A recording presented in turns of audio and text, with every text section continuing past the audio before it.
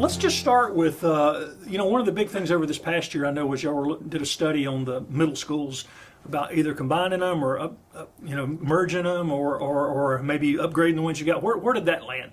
So we did a series of town hall meetings over the winter. We did 4 large ones, and they were very well attended. The big feedback we got back, and what we shared with our community, is kind of the cost associated for fixing up these 2 schools. Both of our middle schools, the core was originally built back in the 50s. They've been added on to several times. They have we've gotten wonderful service out of it. We did a kind of a surface facility audit back in 2022. And that was a district-wide facility audit, and it showed that our 2 middle schools are in need of the most repairs, replacement, and remodeling. Everything from electrical services to the water system underneath to roof systems. And so we took that information, and then we shared with them the cost that we project that will be to fix those 2 schools up, and then the cost of building a new unified middle school. Belton Middle School has about 500 students. Honea Path Middle School has about 235-ish, which is really small for a middle school. And there's some cost savings that have to do with consolidating it in just to one physical plant. The feedback we got from those 4 town hall meetings is there was a desire to see a very detailed list of all the repairs, the scope of the work, the timeline of the work, and then the cost of the work. And so our board in April approved for a third-party architectural firm to come in and do a comprehensive facility audit. And they got started here in May, and the timeline is for them to finish the end of this month, July. And so the result of that audit will be 2 reports. One report will have a list of everything we kind of tasked the firm with. In this first report, everything we need to fix. We want everything to be included so we can walk away from these schools for about 20 years and not have to mess with them anymore. Because these repairs are going to be very intrusive, so you're going to have to move students, create some swing space while you repair these individual wings, and so you don't want to have to make your schools go through that, make your children go through that, and then have to turn around 5 years and do it again. So those are some pretty extensive repairs. And the second report we ask them to do is, once we've invested that much money in those 2 schools, existing schools, what would it cost to modernize them? So, for example, both of our middle schools, they do not have a car rider line. So twice a day we block 3 public roads. Actually, one of the schools we actually walk a grade level across a public road to get picked up in a adjacent parking lot. And we've just kind of gotten used to it, but having a car rider line would be a big benefit, and it's something that our schools would desire. And create parking for athletic events, creating facilities. One of our middle schools really needs some upgrades to the restroom facilities and changing facilities, and then upgrade all of the major systems in those buildings. But if you're going to spend that much money, what would it cost to modernize it? And so our board is going to look at those 2 reports, look at what it would look like to live through that, what do you get for that investment, and decide, is that the best route to go for our students and our teachers and our staff, or is building a unified middle school a better investment of our community's resources? Either one of those will require a bond referendum to be able to fund. Can you tell me, one of the schools is older than the other one, right? I believe that Belton Middle School is a little bit older. Don't hold me to that, though. But you said some of them only have one outlet in an entire classroom, right? Some of them are. So back in the 50s and 60s. 50s and 60s, I guess you had an overhead projector. You had one, and that was it. Whereas now we've got an entire, bank of Chromebooks being plugged up, and plus you've got the instructional equipment that the teacher uses that just makes the ability to teach and to show examples and to be able to illustrate to the students the relevancy of what they're learning in class. It just makes it so much easier and so much more relevant. So when you get the study back, you and the board will look at it, and the board will make a decision on whether to build new one or to upgrade those. Is that? Yes, sir. Yes, sir. Mm-hmm. And with the time frame, you don't know, I'm guessing, until you know the other stuff, but would the time frame be roughly the same to upgrade or to build new? Or? We would probably, to build a new middle school is about an 18-month build. And so you would start with the construction documents, and then you would, get those verified. You'd share that with your community, start your bond campaign. You can purchase a pre-construction package to go ahead and get your land prep, so as soon as the referendum passes, you can begin. That would actually be a quicker process than repairing the two schools, because we would probably not, but before I see the report, I really don't know, Greg, but there's probably some extensive repairs that need to be done that you're unable to do doing school normally. So you'd have to spread that out over a couple of summers, and then you'd also have to weigh, how long are you willing to have your students do school in mobiles or to be displaced in the cafeteria? Not only is that not desirable for the students, but for the teachers as well. In a time where it's very difficult to attract and retain teachers, having to come to a school where you don't have your own classroom, for a lot of our folks, that'd be a deterrent. So you'd have to weigh which one of those is best for our kids. Last year we had talked about some of your goals and objectives for this past school year. What are you pleased with those accomplishments? Do y'all feel like y'all did what you wanted to do? Yes, sir. This is the fourth straight year where, by all accountability metrics, our 3rd through 8th SC Ready scores, our high school end of course test, as well as our graduation rate, we have seen gains across the board. In all of those areas, our students are actually learning at a higher level than they were pre-COVID. We've especially this past year seen gains in math, which the last 3 years, those have been the gains that have probably been the slowest to come, those math gains. And so this year, especially in our middle school level, we saw our students achieve at a higher level of math than they have since we've been keeping track. So we were very pleased with the work those teachers and those students have done. And our teachers have gotten really, really good at buying into the professional learning communities. So sharing those best practices, building those assessments together, building those unit plans together, talking about what worked with your student, and maybe I can borrow that strategy. And that's also created a very positive work environment in general. And I think you talked about y'all have sort of a real-time evaluation system. You can kind of keep up with kids on how they're doing on a daily basis almost, rather than having Yes, to wait sir. to report cards and stuff. Yes, sir. Yeah, each school has what we call a data room, and each school does it the way that works for them best. And so that allows that school to track every single student in every single class, and it also identifies the extracurricular activities that they're a part of. So, if little Jason is failing math, but you know that he plays soccer, then his soccer coach now knows that. And sometimes he's able to motivate little Jason more than the math teacher can. And how many students you have coming into this year? Do you know yet? We have about 3,600 this year. Yes, sir, and that's about typical for us. We're experiencing about 1% to 2% growth based on some numbers that we've gotten from the county. There are 4 subdivisions that County Council has already approved to be built in our attendance area. So the growth is coming. Because we're a little bit farther away from Greenville, it's a little bit slower than other areas of the county. But those 4 subdivisions, Greg, will be the most growth we have had in decades. So I guess you never know from that whether it's going to be 1 kid per house or 2 kids per house, or what kind of growth you're going to see with that. Yes, sir. Yes, sir.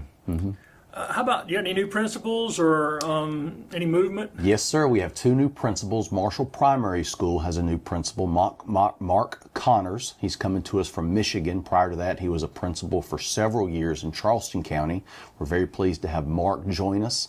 And then Michael Hitch will be taking over the principalship at Belton Middle School. Michael has taught here for several years. He served as an assistant principal at BHP, and we're very grateful to have him join us as leading Belton Middle School.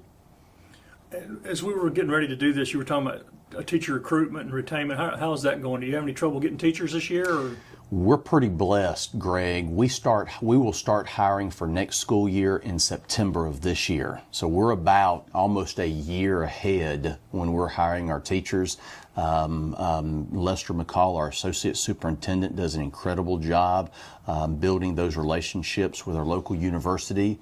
We'll get intern students into our district, and so these are senior year education majors that have not done their internship yet, and we'll bring them in as a full-time teacher. And once we get them into our district and they learn our culture and they enjoy the culture and they build relationships, we've had a high success rate with keeping them here. And last year, our impactful turnover was 2.4%, which is incredibly low.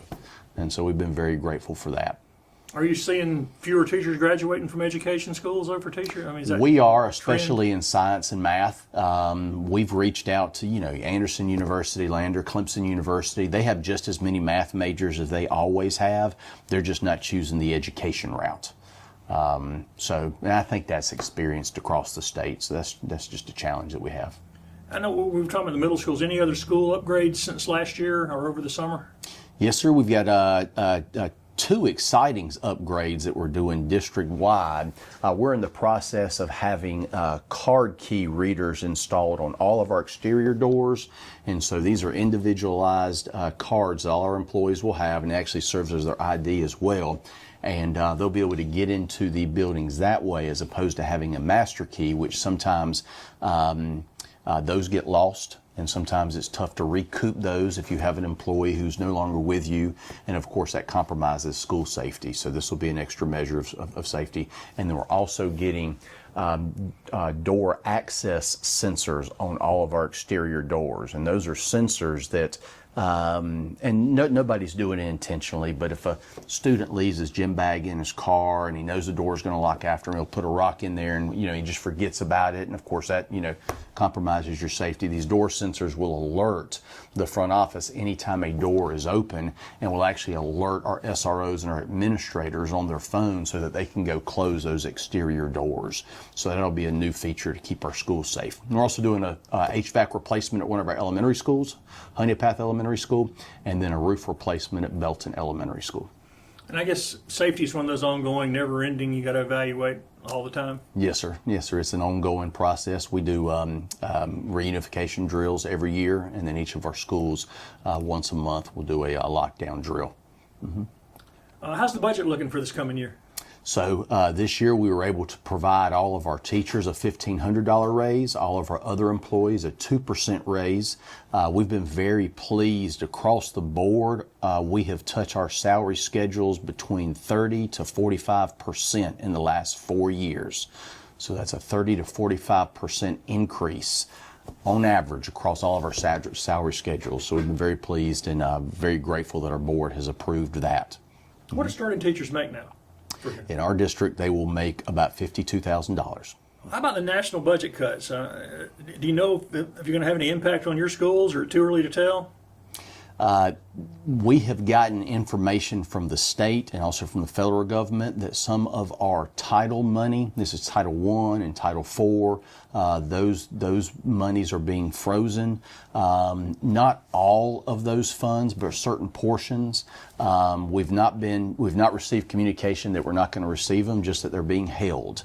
That would have an impact with probably some of the consumables that we're able to provide our classroom, and then some professional development that we've been using those funds for. So that will be something that we'll have to deal with if it comes to pass. How about free lunch program? Do y'all have free lunch for everybody? Or? Yes, sir. This will be starting our third year of free lunch. So all of our students, regardless of qualifications, we provide breakfast and lunch for them. And that has been a huge benefit and very much appreciated by our community. We did a revamp of our entire menu 2 years ago. And so we had our cafeteria staff, they visited several other districts, both locally and nationally, to look at, because everyone has the same FDA requirements. And so to look at some more offerings that maybe were a little bit more appeasing to students. And we revamped the entire thing, kindergarten through 12th grade. And the feedback we got the last 2 years has been incredibly positive. Both the number of meals that we're serving has increased, and then just some of the anecdotal information feedback we've gotten from students have enjoyed the new menu.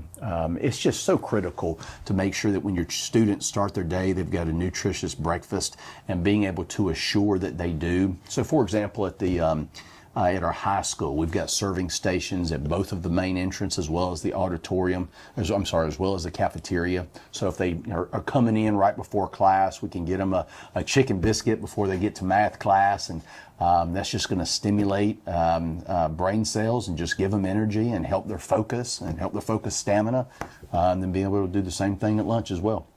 Yeah, and some of the studies suggest that there's academic measurements that show that kids that are fed do better. I guess your teachers have seen that? Absolutely. Yes, sir. Yes, sir. What are the main objectives have you and the board identified for the coming year? We've got three primary objectives. One is this year we're rewriting our 5-year strategic plan. This is the last year of our previous plan, so we'll be doing that work actually during this summer's admin retreat. We're also looking at implementing an AI, artificial intelligence platform for all of our students and teachers to look, and we'll be providing that training at the very beginning of the year as well. And then completing and reviewing and analyzing that facility study, taking that information to our community and being able to articulate whether it is better for our district to rebuild those 2 schools, to fix those 2 schools, keep them going, or to go another route. Those will be the big 3 things on the table that we'd want to make sure that we do well this year. And what are the biggest challenges to getting those done? Probably the biggest challenge will just be able to, with all of those things, be able to communicate to folks in a way that they are most receptive to. Because in our community, we are very blessed. Our parents, our community members, even without children, Anderson School District 2, the quality of that education is very important to our people. So if we're able to get the information in front of them, this is what we need. This is what works well for us. This is what we do well and we need to keep doing. And these are some things that we're not getting a whole lot of productive outcome from, so let's divert the resources to something else. If we can share that with our community, 99% of the time they are overwhelmingly supportive. But you got to find out, kind of how they consume their information, when are they receptive, and in such a way so they can see how it impacts them and see how it benefits their children, and in the future how it benefits our community, because the future community leaders in Belton and Honey Path are going to be sitting in the classroom. One thing that I wanted to share that we have been working on last year and we will for the next 3 years is we've joined the Behavior Alliance of South Carolina. It's a consortium that's partnering with Clemson University.